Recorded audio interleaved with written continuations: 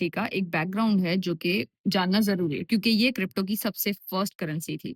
अब ये बनी कब थी? 2009 में, ठीक है? 2009 में ये बनी थी और बनाई किसने थी? एक अननोन पर्सन ने बनाई थी।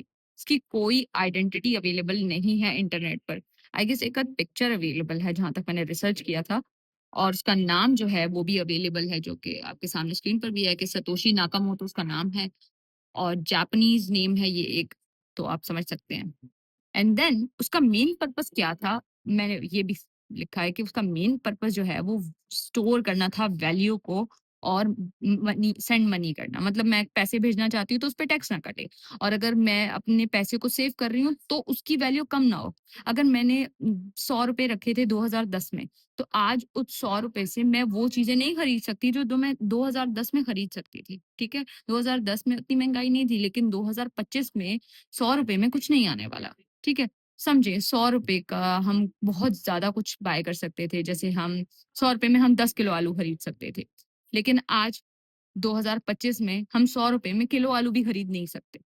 तो हुई ना वैल्यू कम, ठीक है? मैंने स्टोर करके रखे ₹100 लेकिन 2025 में तो उतने आलू आ ही नहीं रहे, तो उसकी वैल्यू कम हो गई और इन केस मैं पैसे भेज रही हूँ कहीं पर, तो उनकी वैल्यू भी कम होती है या फिर उस पे टैक्स लगता है, ठीक है? तो जब मैं पैसे भेजूँ तब भी मुझे आसानी हो, इसलिए उसने बिटकॉइन को बनाया कि कोई ऐसी करेंसी हो जिसकी ना वैल्यू कम हो और उसको भेजना भी आसान हो, ठीक है? तो उसके ऊपर हमें टैक्स ना कटे और ये सब चीज़ें ना हो। तो उस थिंक अबाउट इट आप अगर आप बिटकॉइन के बारे में सोचेंगे तो आप क्या आपके माइंड में आता है? तो ये एक डिजिटल गोल्ड है, ठीक है? गोल्ड का क्या है हम गोल्ड बाय करते हैं, उसकी कीमत बढ़ जाती है, फिर हम बेच देते हैं, तो हमारे पास ज़्यादा पैसे आ जाते हैं। ये ज़रूरत के टाइम पे हम उसे बेच देते हैं। हम गोल्ड इसलिए हम एशियन लोग तो गोल्ड इसलिए बाय करते हैं, ये ज़्यादातर इंडियंस, पाकिस्तानी हम लोग इसलिए बाय करते हैं, बांग्लादेशी कि सोने की कीमत बढ़ जाएगी और हमारा पैसा सेव हो जाएगा।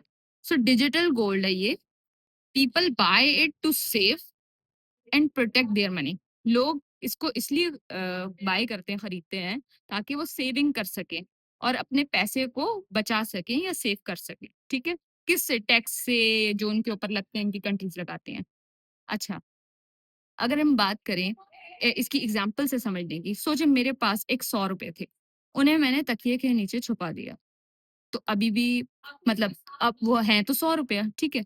लेकिन अगर मेरे पास ₹100 थे और उस ₹100 के मैंने बिटकॉइन खरीद लिए, तो क्या होगा टाइम के साथ it can go up in the value. वो जब उसकी वैल्यू जो है वो बढ़ भी सकती है और कैसे बढ़ सकती है? जैसे सोने की वैल्यू बढ़ती है।